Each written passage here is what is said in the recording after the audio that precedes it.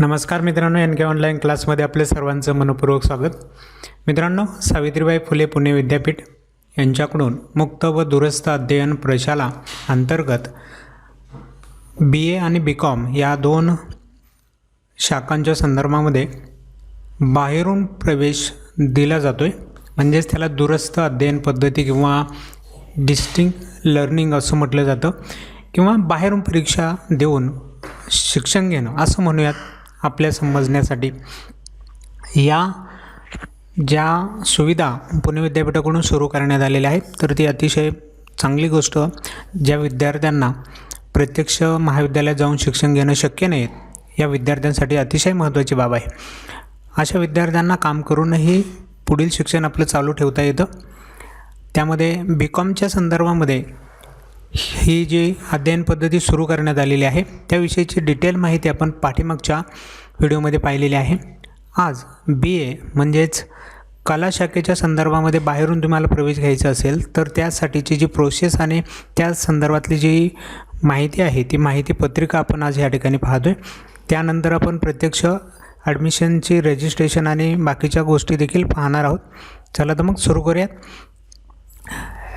सुरुवातीला ही आहे प्रवेश माहिती पुस्तिका. शैक्षणिक सत्र सप्टेंबर 2022साठीचं हे माहिती पुस्तिका आहे.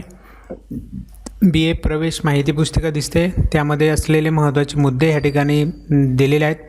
प्रथम प्रस्तावना आहे, त्यानंतर प्रवेश पात्रता आहे, कोण ह्या शैक्षणिक याच्यासाठी पात्र आहे, म्हणजे कोण प्रवेश घेऊ शकतो त्याविषयीची पात्रता आपल्याला या ठिकाणी दिली. अभ्यासक्रम रचना दिलेली आहे. अभ्यासक्रम कसा आहे, उपलब्ध विषय कोणते आहेत ते तुम्हाला समजतील. अध्ययनाचं माध्यम कोणतं आहे ते या ठिकाणी सांगण्यात आलेले आहे. प्रवेश शुल्क काय आणि कसं असेल, ऑनलाईन प्रवेश प्रक्रिया कशी आहे, अभ्यास केंद्रावरती प्रवेश प्रक्रिया चा काय फॉर्म्युला आहे तो आपण या ठिकाणी पाहून घेणार आहोत. प्रवेशासाठी आवश्यक कागदपत्र कोणते लागेल, पाठ्यक्रम कोणता असणार आहे, स्वयंअध्ययन साहित्य कशी आणि कुठं मिळत आहेत, प्राध्यापकांच्या मार्गदर्शनाने व्याख्यानं आहेत ती कशी आणि कुठे मिळू शकतात ते तुम्हाला या ठिकाणी दिसेल. परीक्षा पद्धती कशी असणार आहे याची माहिती यामधून दिलेली आहे. चला सुरुवात करूया प्रस्तावनेपासून. सावित्रीबाई फुले पुणे विद्यापीठाच्या मुक्त व दूरस्थ अध्ययन प्रशाला या विभागाअंतर्गत बॅचलर ऑफ आर्ट BA म्हणजे कला शाखेतील 3 वर्षाच्या पदवी अभ्यासक्रम प्रवेश उपलब्ध करण्यात आलेले आहेत.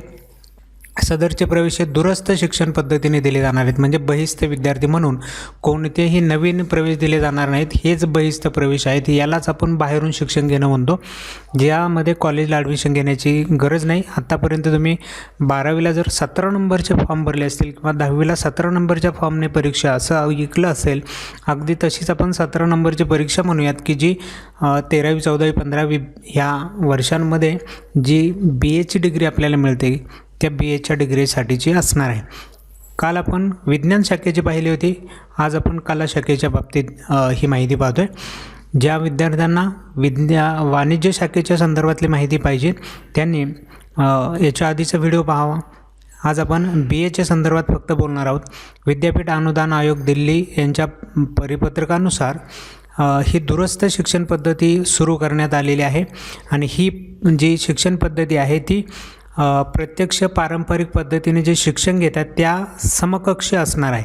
म्हणजे दूरस्थ शिक्षण पद्धती जी आहे ही समकक्ष इक्विव्हॅलंट असते त्या विद्यार्थ्यांसोबत. म्हणजे त्यांना त्यांची डिग्री आणि तुमची डिग्री एक समान मानली जाणार आहे. त्यामुळं बाहेरून प्रवेश घेतल्याने कुठलाही फरक पडणार नाही. दूरस्थ शिक्षण पद्धतीतील विद्यार्थ्यांचे शैक्षणिक वर्ष पारंपरिक शिक्षण पद्धतीप्रमाणेच नसणार आहे. तर इथं हे बाहेरून परीक्षा घेत आहेत त्यांचं शैक्षणिक वर्ष सप्टेंबर 2022पासून सुरू होणार आहे. सदर प्रवेश प्रक्रिया ही अंशतः ऑनलाईन पद्धतीने होणार आहे. सदर प्रवेशासाठी विद्यापीठामध्ये प्रत्यक्ष जाण्याची आवश्यकता नाही आहे. विद्यापीठात जायचं नाही तर विद्यापीठाने मुक्त व दूरस्थ अध्ययन प्रशालेच्या याच्यासाठी शिक्षण घेणाऱ्या विद्यार्थ्यांकरिता अनेक अभ्यास केंद्र सुरू केलेले आहेत. म्हणजे लोकल त्यांना काही कॉलेज असणार आहेत की ज्या कॉलेजमध्ये तुम्ही ह्या संदर्भातल्या अभ्यासक्रमांना प्रवेश घेऊ शकता. यापैकी विद्यार्थ्यांच्या सोयीनुसार एक अभ्यास केंद्र हे विद्यार्थ्यांना निवडायचे आहे आणि तेथे त्यांना आपली प्रक्रिया पूर्ण करायची. म्हणजे विद्यापीठात देखील जाण्याची गरज नाही. पूर्वी विद्यापीठात जाऊन किंवा ऑनलाईन पद्धतीने हे कामं करावे लागत होती. आता मात्र तसं करण्याची गरज नाही आहे. सदर अभ्यास केंद्रे पुणे, अहमदनगर, नाशिक आणि सिल्वासा या जिल्ह्यांमध्ये सावित्रीबाई फुले पुणे विद्यापीठाच्या अंतर्गत जे महाविद्यालय आहेत त्यांच्यामध्ये सोय करून दिलेले असणारे प्रवेश घेती वेळेस तुम्हाला हे केंद्र दिसणार आहेत. त्यावेळेस तुम्हाला महाविद्यालयांची यादी पाहायला मिळेल. तिथेही प्रवेश तुम्ही घेऊ शकता. त्यापैकी योग्य आपल्याला निवडायचं आहे. जे महाविद्यालय केंद्र किंवा अभ्यास केंद्र तुम्हाला आवश्यक आहे ते तुमच्या जवळचं तुम्ही निवडू शकता. पात्रता दिलेल्या आहेत. BA या पदवीच्या अभ्यासक्रमाच्या प्रथम वर्षात कोण प्रवेश घेऊ शकतं, तर त्यासाठी 6-8 घटक दिलेले आहेत. 8 प्रकारचे विद्यार्थी या BAच्या पदवीसाठी पात्र आहेत. एक इंग्रजी विषयासह उच्च माध्यमिक प्रमाणपत्र म्हणजे 12वी परीक्षा जे विद्यार्थी झालेले आहेत, मग ते कोणत्याही शाखेचे असू द्यात, कोणत्याही फील्डचे असू द्यात, पण त्यांना फक्त इंग्रजी विषय कंपल्सरी असेल अशा पद्धतीचे जे शिक्षण घेतलेले आहे त्या सर्व विद्यार्थ्यांना याला प्रवेश घेता येऊ शकतो. दुसरं सांगितले माध्यमिक प्रमाणपत्र 10वी परीक्षेनंतर महाराष्ट्र राज्य तंत्र शिक्षण मंडळ यांचा 3 वर्षाच्या वर्षाची पदविका अभ्यासक्रम ज्यांनी पूर्ण केलेला असेल तर त्या विद्यार्थ्यांनाही BAला ॲडमिशन घेता येईल. 10वी नंतर कोणी 11वी-12वीचं शिक्षण घेतलेलं नाही, म्हणजे 12वी केलेलीच नाही, दुसरं कुठलं तरी तांत्रिक शिक्षण घेतले, तर अशा वेळेस 3 वर्षाचं ज्या विद्यार्थ्यांनी शिक्षण घेतले त्यांनाही ह्या ठिकाणी प्रवेश घेता येईल. तिसरं आहे माध्यमिक प्रमाणपत्र 10वी नंतर महाराष्ट्र राज्य तंत्र शिक्षण मंडळ यांचा औषध निर्मिती शास्त्रातील 3 वर्षाची पदविका जर पूर्ण केलेली असेल तर त्यांनाही ह्या ठिकाणी प्रवेश घेता येणार आहे.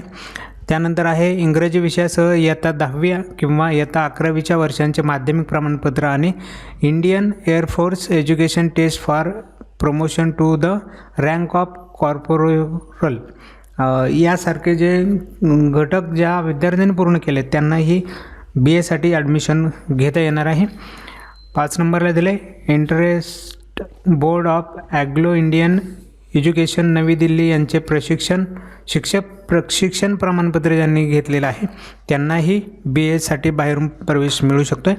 मध्य प्रदेश भोपाळ येथील मान्यताप्राप्त माध्यमिक शिक्षण मंडळ येथून इंटरमिडिएट वाणिज्य कला परीक्षा 4 विषयांसह उत्तीर्ण ज्यापैकी एक विषय जनरल इंग्रजी आवश्यक आहे तर त्यांनाही प्रवेश मिळणार आहे. महाराष्ट्र राज्य शिक्षण परिषद यांचा इंग्लिश विषयासह पदविका अभ्यासक्रम ज्यांनी पूर्ण केला आहे त्यांनाही प्रवेश मिळू शकतो आहे. आणि उच्च माध्यमिक प्रमाणपत्र व्यावसायिक HSC व्होकेशनलचे जे विद्यार्थी आहेत त्यांनाही ह्या याच्यासाठी प्रवेश मिळणार आहे. दूरस्थ शिक्षण पद्धतीमध्ये प्रवेश घेण्यासाठी वयाची कुठलीही वयोमर्यादा नाही, कोणालाही ह्या ठिकाणी प्रवेश दिला जाणार आहे. अभ्यासक्रमाच्या बाबतीत जर विचार केला तर BA हा अभ्यासक्रम एकूण 132 श्रेयांकाचा असणार आहे.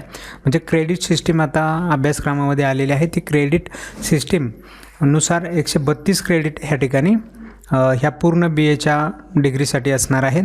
तर प्रथम वर्षामध्ये 36, द्वितीय वर्षामध्ये 48 आणि तृतीय वर्षामध्ये 48 असे 132 क्रेडिट ह्या ठिकाणी असणार आहेत.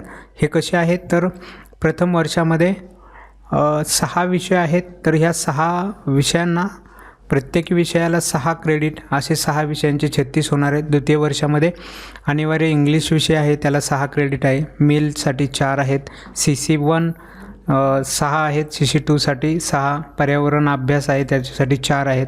स्पेशल इलेक्टिव्ह जो सब्जेक्ट असेल 1 आणि 2 त्याच्यासाठी एकाला 6 आणि एकाला 4 आहेत. दुसरा एक सिलेक्टिव्ह पेपर आहे त्यासाठी 6-6चं क्रेडिट आहे. असे 48 क्रेडिट ह्या ठिकाणी द्वितीय वर्षात. तर तृतीय वर्षामध्ये पुन्हा इंग्लिशसाठी 6, CC1साठी 6, CC2साठी 6, स्पेशल 3rd आणि स्पेशल 4 जो आहे त्याच्यासाठी 10 असे टोटल होत आहे. आणि जे जनरल तुम्ही घेणार आहेत इतर विषय इलेक्टिव्ह त्यासाठी 8 क्रेडिट आहे. आणि जनरल इलेक्टिव्हसाठी 4 क्रेडिट असे 48 क्रेडिट ह्या तृतीय वर्षामध्ये आहेत. असे एकूण 132 क्रेडिटद्वारे आपल्याला ही डिग्री मिळणार आहे. तर इथं सांगितलं की किमान 3 वर्षामध्ये हे पूर्ण होऊ शकतं. 3 वर्षाचा कोर्स आहे, परंतु जर एखादा विद्यार्थी 3 वर्षात सुटला नाही तर त्याला मॅक्झिमम 6 वर्षांपर्यंत याच अभ्यासक्रमाच्या परीक्षा पुन्हा रिपीटर म्हणून देता येतील आणि 6 वर्षामध्ये तुम्हाला हा कोर्स कंप्लीट करणं बंधनकारक आहे. अदरवाईज पुन्हा परत पहिल्यापासून तुम्हाला ॲडमिशन प्रोसेस करावी लागते. तसेच BA प्रथम वर्षाच्या विद्यार्थ्यांना पुढीलपैकी कोणतेही 2 4+4 असे 8 श्रेयांकाचे अतिरिक्त क्रेडिट कोर पूर्ण करणे अनिवार्य आहे. म्हणजे हे बाकीचे तर आहेच, त्याच्याबरोबर हे 8 क्रेडिट देखील असणार आहे, ज्यामध्ये ह्युमन राईटचे 4 किंवा मग तुम्ही डेमोक्रेसी, इलेक्शन अँड गव्हर्नर या संदर्भातले 4 श्रेयांकाचं आहे, किंवा बरेच 6 विषय या ठिकाणी दिलेले आहेत. त्या 6पैकी कुठलेही 2 तुम्हाला घ्यायचे आहेत आणि ते कंप्लीट करायचे आहेत. त्याचा समावेश ह्या 132च्या क्रेडिटमध्ये नसणार आहे, पण ते एक्स्ट्राचे तुम्हाला कंप्लीट करणे गरजेचं आहे. अभ्यासक्रमासाठी उपलब्ध विषय जर तुम्ही विचारात घेतला, प्रथम वर्षात एकूण 6 विषय निवडणे आवश्यक आहे प्रथम वर्षामध्ये. तर त्यामध्ये पहिला कंपल्सरी इंग्रजी हा सगळ्यांसाठीच असणार आहे. पुढीलपैकी कोणतीही एक भाषा निवडणं गरजेचं आहे प्रथम वर्षामध्ये. मराठी, हिंदी, संस्कृत, ऐच्छिक इंग्रजी आहे. तर यापैकी कुठली तरी एक भाषा तुम्हाला निवडावी लागेल. इंग्रजी एक असणारच आहे. तिसऱ्या विषयामध्ये पुढीलपैकी कोणतेही 4 विषय आहेत ते निवडायचे, 4 विषय. परंतु गणितशास्त्र जर एखाद्याने घेतलं असेल तर गणिताचे 3 पेपर या ठिकाणी असणार आहेत, त्याला पर्याय नाही. ते गणिताचे पेपर देखील पहा या ठिकाणी दिलेले. शिक्षणशास्त्र, अर्थशास्त्र, राज्यशास्त्र, इतिहास, लोकप्रशास्त्र, मानसशास्त्र, समाजशास्त्र, भूगोलशास्त्र यांसारखे विषय आहेत. त्यापैकी इतर विषय निवडायचे. विषय निवडण्याबाबत विशेष सूचना आहेत की प्रथम वर्षात निवडलेल्या विषयांमधूनच द्वितीय वर्षात सामान्य विशेष स्तरावरती विषय निवडता येतील. म्हणजे द्वितीय वर्षामध्ये जेव्हा आपला प्रवेश होतो तेव्हा स्पेशल विषय एक निवडणं गरजेचं असतं. तर स्पेशलमध्ये तुम्ही कोणता घ्याल, स्पेशल विषय कोणता घेता येईल, तर तो स्पेशल जो प्रथम वर्षामध्ये तुम्ही विषय घेतलेले होते त्यापैकीचे एक स्पेशल आणि बाकीचे जनरल विषय तुम्हाला घ्यावे लागतील. तिथे वेगळे विषय चेंज करता येणार नाही. म्हणून प्रथम वर्षात जेवढे विषय निवडणे महत्त्वाचं आहे ते तसेच तुम्हाला तृतीय आणि द्वितीय वर्षांमध्ये तसेच पुढं लागू राहणार आहेत. त्यामुळे विषय निवडताना प्रथम वर्षाचा व्यवस्थित विचार करा. प्रथम वर्ष 115 वैकल्पिक इंग्लिश 115 नंबरचा जो हा विषय निवडलेला असेल तरच द्वितीय वर्ष BA या वर्गामध्ये इंग्रजी विषय स्पेशल घेता येतो. ऑप्शनल इंग्लिशचा जो विषय आहे ना तो प्रथम वर्षाचा तुम्ही ठेवणं गरजेचं आहे. जर तुम्हाला स्पेशल इकॉनॉमिक्स स्पेशल इंग्लिश करायचं असेल तर इंग्लिशमध्ये स्पेशलायझेशन. त्यानंतर द्वितीय वर्ष BA या वर्गामध्ये स्पेशल 1 आणि या विषय गटामध्ये इंग्रजी, संस्कृत, मानसशास्त्र, समाजशास्त्र, गणित हे विषय उपलब्ध आहेत. यापैकी प्रथम वर्षात निवडलेल्या विषयातून एक विषय तुम्हाला स्पेशल घेता येईल. स्पेशल विषय निवडून झाल्यानंतर तुम्हाला शिक्षणशास्त्र, भूगोलशास्त्र, गणितशास्त्र, मानसशास्त्र हे जे विषय आहेत ह्या विषयांमध्येच फक्त सामान्य स्तरावरती 2 विषय तुम्हाला निवडावे लागतात. तर ते विषय यांच्यामधूनच तुम्हाला निवडणं गरजेचं असणार आहे. यानंतर पहा, द्वितीय वर्षात एकूण 9 विषय आहेत. पर्यावरण त्यामध्ये एक वाढलेला विषय आहे. असेच काही विषय तुम्हाला एक्स्ट्रा होणार आहे. तर ते विषय देखील या ठिकाणी सांगितलेले आहेत. पुन्हा एक भाषा विषय कुठला तरी तुमचा असणार आहे. CC मध्ये तुम्हाला प्रथम वर्षात निवडलेल्या विषयांमधून कोणते 2 विषय या ठिकाणी असणार आहेत. जे निवडले तेच येतील पुढं. स्पेशल तुम्हाला 1 आणि स्पेशल 2 असे पुन्हा सब्जेक्ट घ्यावे लागणार आहेत. त्यामध्ये DSC 1 आणि DSC 2 हे पण विषय आहेत सामान्य, आणि 2 स्पेशलचे विषय, असे 4 विषय तुमचे होतील. तृतीय वर्षामध्ये एकूण 8 विषय असणार आहेत. सेम स्ट्रक्चर तसंच पुढं चालू राहणार आहे. द्वितीय वर्षामध्ये असेल ते माध्यम जर पाहिलं, ऑनलाईन प्रवेश घेतेवेळी विद्यार्थ्यास मराठी, इंग्रजी ह्या 2 माध्यमांचा तुम्हाला निवड करता येईल. पण काही विषय आहेत त्यांच्यासाठी स्पेशल इंग्लिश तुम्हाला भाषा माध्यम निवडावंच लागतं, पर्याय नाही आहे. म्हणजे अनिवार्य इंग्रजी, कंपल्सरी इंग्रजी आहे, तो इंग्रजीमधूनच तुम्हाला द्यावा लागेल. ऐच्छिक इंग्लिश, ऑप्शनल इंग्लिश जो आहे तो पण इंग्रजीमधून आहे. आणि गणित आणि उर्दू हे 2 विषय देखील इंग्रजीमध्ये. बाकी मराठी, संस्कृत हे मराठीतून आहेत, हिंदी विषय हिंदीतून आहेत, आणि उरलेले सगळे जे सब्जेक्ट आहेत ते इंग्रजी आणि मराठी या दोन्ही माध्यमांमध्ये आहेत. तुम्हाला जे माध्यम निवडायचं ते निवडू शकता. प्रवेश शुल्काच्या बाबतीत जर विचार केला तर प्रवेश शुल्कामध्ये प्रवेश शुल्क, परीक्षा शुल्क, स्वयंअध्ययन, साहित्य शुल्क यांसारख्या घटकांचा समावेश असल्याने ऑनलाईन प्रवेश प्रक्रियेवेळी जेवढे शुल्क घेतले जाईल त्यानंतर इतर कोणतेही शुल्क भरायची गरज आपल्याला नसेल. ऑनलाईन प्रवेश प्रक्रिया पूर्ण करण्यासाठी प्रशाळेतर्फे ही वेबसाईट दिलेली आहे. त्या वेबसाईटवरती तुम्ही जाऊन पुढील लिंकचा ऑनलाईन प्रवेश प्रक्रियेबद्दल सविस्तर माहिती उपलब्ध करून देण्यात आलेली आहे. यावरती तुम्ही जाऊन ते पाहू शकता. प्रवेशासाठी कोणतीही परीक्षा देण्याची गरज नाही आहे. गुणवत्ता यादी असणार नाही. प्रथम येणाऱ्यास प्राधान्य या तत्त्वावरती उपलब्ध मर्यादित जागा ज्या आहेत त्या केंद्रावरती असलेल्या जागांचे एवढे प्रवेश दिले जाणार आहेत. त्यामुळं तुम्ही लवकरात लवकर अर्ज करणं गरजेचं आहे आणि तिथं तुमची प्रक्रिया सबमिट करणं गरजेचं आहे. अदरवाईज जर जागा संपल्या तर तुम्हाला दुसऱ्या केंद्रावरती जावं लागेल. ऑनलाईन प्रवेश प्रक्रियेदरम्यान अपलोड करण्यासाठी विद्यार्थ्यांचा एक पासपोर्ट आकाराचा फोटो आवश्यक असणार आहे आणि विद्यार्थ्यांची सही स्कॅन केलेली प्रत जवळ ठेवणं गरजेचं आहे. अभ्यास केंद्रावरती प्रवेश प्रक्रिया होणार आहे. म्हणजे तुम्हाला आता ऑनलाईन रजिस्ट्रेशन करायचं, ऑनलाईन फॉर्म भरायचा आणि त्याच्या प्रिंट घेऊन अभ्यास केंद्रावरती जायचं आहे. या सगळ्या अर्ज तुम्ही PDF घेऊन जा आणि प्रिंट देखील त्याची काढून ठेवा. ही प्रिंट घेऊन केंद्रावरती जायचं आहे आणि तिथं तुम्हाला सबमिट करायची आहे. तिथं गेल्यानंतर आणि हे सगळे कागदपत्र तुमची विद्यापीठाकडे पाठवल्यानंतर पडताळणी केली जाईल आणि तुम्हाला एक PRN परमनंट रजिस्टर नंबर प्राप्त होतो. तो तुमच्या मोबाईलवरती येईल आणि त्यानंतर तुम्ही पुणे विद्यापीठाचे विद्यार्थी म्हणून तुम्हाला मान्यता मिळाली असं त्याचा अर्थ. प्रवेशासाठी आवश्यक कागदपत्र कोणती आहेत तर 4-5 कागदपत्र ह्या ठिकाणी दिसत आहेत पहा. प्रवेश अर्ज तो तुम्ही ऑलरेडी ऑनलाईन भरला असेल. प्रवेश अर्ज विद्यार्थ्यांचा आहे आणि एक अभ्यास केंद्रावरती द्यायचा आहे. असे 2 आहेत. आधार कार्ड त्याची मूळ प्रत आणि झेरॉक्स पण लागणार आहे. पात्र परीक्षेचे गुणपत्रक मूळ प्रत आणि झेरॉक्स पण लागेल. पुढीलपैकी एक कागदपत्र जे लागू असेल ते शाळा सोडल्याचा दाखला, LC किंवा TC किंवा मायग्रेशन सर्टिफिकेट आहे तर ते तुम्हाला लागेल. LC सर्टिफिकेट कोणासाठी कालच्या व्हिडिओमध्ये आपण डिटेलमध्ये माहिती सांगितली होती. LC ही 12वी उत्तीर्ण झालेल्या विद्यार्थ्यांना कनिष्ठ महाविद्यालयातून किंवा शाळेतून मिळतात ते LC असतात, लिव्हिंग सर्टिफिकेट. आणि जर तुम्ही विद्यापीठामध्ये ॲडमिशन घेतलं असेल 13वी 14वी 15वीला परत तुम्हाला ॲडमिशन बाहेरून घ्यायचं असेल तर त्यावेळेस तुम्हाला LC मिळत नाही. 12वी झाल्यानंतर तुम्हाला TC मिळतो, ट्रान्सफर सर्टिफिकेट. तर ते ट्रान्सफर सर्टिफिकेट तुम्हाला लागेल. तुम्हाला LC जर तुमच्याकडं नसेल आणि तुम्ही ॲडमिशन घेतलं असेल तर LC तिकडे जमा होतो. मग तुम्हाला मिळतं ते TC. ते TC तुम्हाला द्यावं लागेल. आणि काही विद्यार्थ्यांकडे TC पण नसतं, त्यांच्याकडं मायग्रेशन सर्टिफिकेट दिलं जातं तर ते मायग्रेशन सर्टिफिकेट मिळतं. ते कोणाला मिळतं त्यांची पण माहिती या ठिकाणी सांगितली.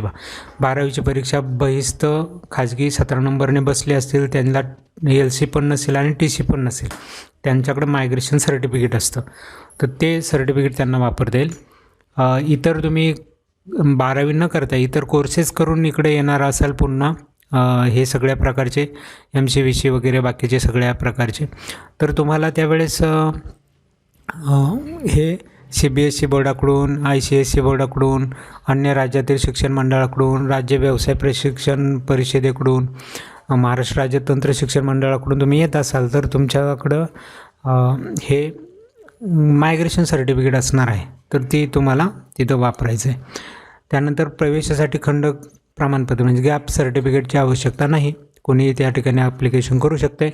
महत्त्वाची सूचना: काही विद्यार्थ्यांचं स्थलांतर प्रमाणपत्र मायग्रेशन सर्टिफिकेट जमा करणे आवश्यक असल्यास अशा विद्यार्थ्यांनी स्थानांतर प्रमाणपत्र TC जमा करण्याची आवश्यकता नाही. म्हणजे ज्याच्याकडे मायग्रेशन सर्टिफिकेट आहे त्यांनी TC जमा करायची गरज नाही आहे. अभ्यास केंद्रावर प्रवेश अर्ज जमा करतेवेळी विद्यार्थ्यांना स्थलांतर प्रमाणपत्र मायग्रेशन सर्टिफिकेट मिळाले नसेल तरीही विद्यार्थी प्रवेश अर्ज जमा करता येईल, परंतु नंतर मात्र तुम्हाला त्याची प्रत आणून द्यावी लागेल. पाठ्यक्रम कसा आहे? हा पाठ्यक्रम मान्यताप्राप्त